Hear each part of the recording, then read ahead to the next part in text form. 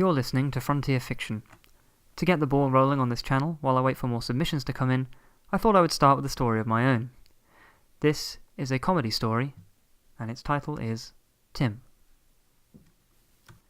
The Earth Broadcasting Company is a successful one.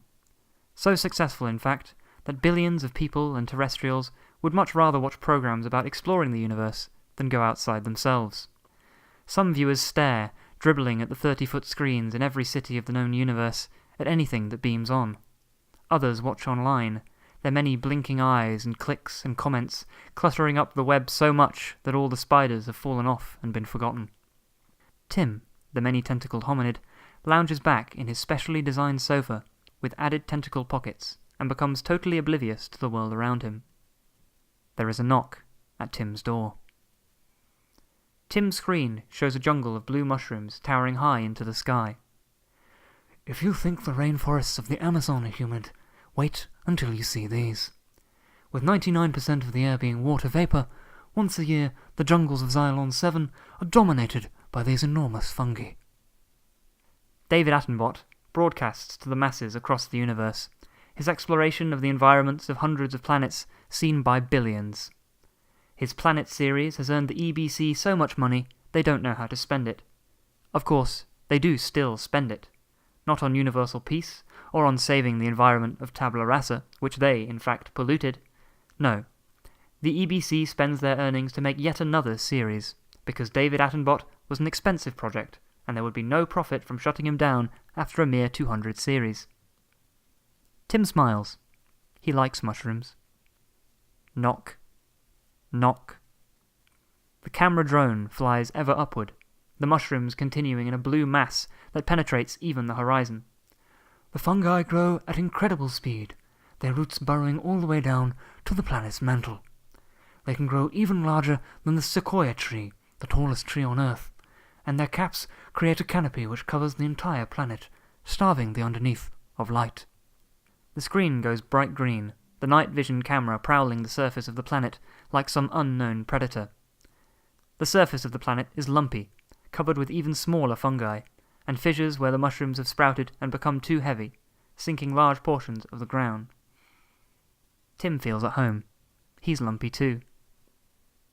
There is another knock at Tim's door. Strange oval blobs shift slowly across the floor, leaving a glowing trail behind them. While most creatures of Xylon 7 take the time to hibernate in the darkness, the carrion slug comes up from underground caverns to feast. There is a close-up of the creature, its transparent body showing its banana-shaped organs and pea-sized heart. Zooming into the stomach of the slug, the contents of its breakfast become known to the entire universe. Feeding off of the dead, the mucus this slug secretes and uses to digest is a powerful acid, which can burn through the skin of any prey in mere seconds.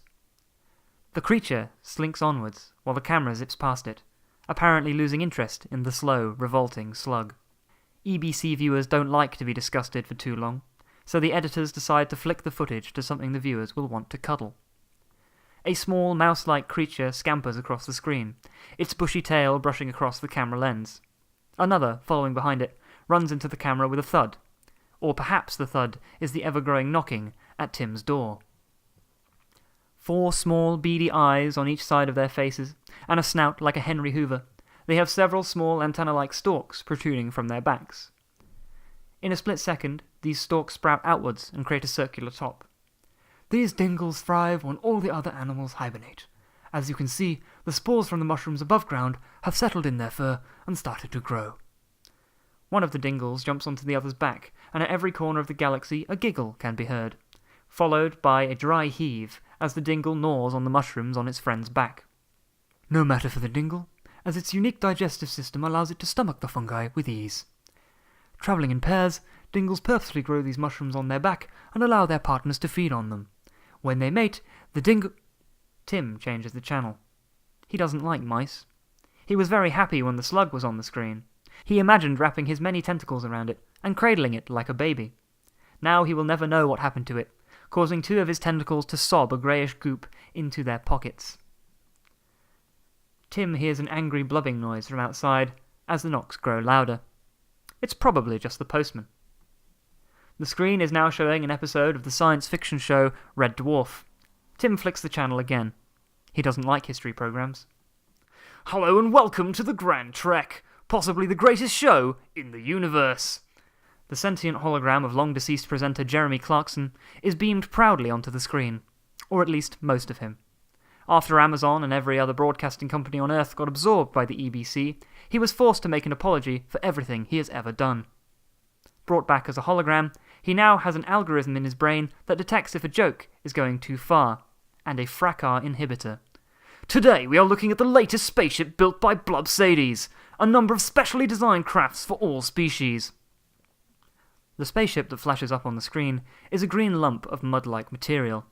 Many wavy appendages, disgusting sucker-covered vines, dangle limply from the enormous blob. Tim makes what looks like a smile. It looks comfy. This particular ship does all the work for you. The tentacles pick you up, stuff you inside, and take you wherever you want to go.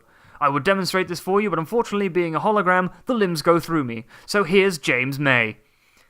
A cheaply built robot with a mop on its head shudders forward as it approaches Jeremy. I built it myself. Definitely an improvement on the original. The tentacles grab the robot and quickly stuff it inside of the green mass. Tim flicks the channel. He doesn't like holograms. Or robots. The knocking continues. There is now a heated debate on screen.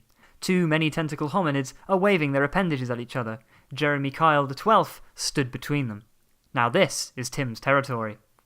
The ever-popular Jeremy Kyle show was one that the EBC couldn't wait to show to the universe. The confrontations proved so alluring to the members of the galactic public, they cloned him 12 times, through consensual use of his DNA. The 13th generation is currently in his test tube. The caption on the screen reads, "Your drinking problem is out of control. Sort it out." Blub. Tim is intrigued. The two many-tentacle hominids continue to flap their digits around, while Jeremy XII circles around them with advice foaming out of his mouth.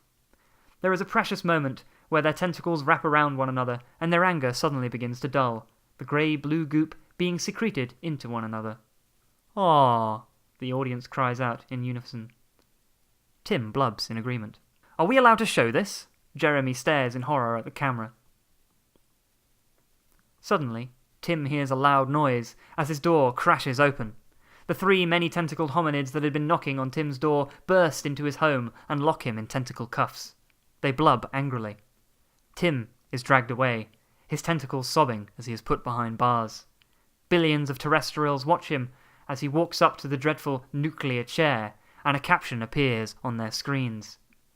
"Not buying a TV license carries the death penalty. Don't be like Tim."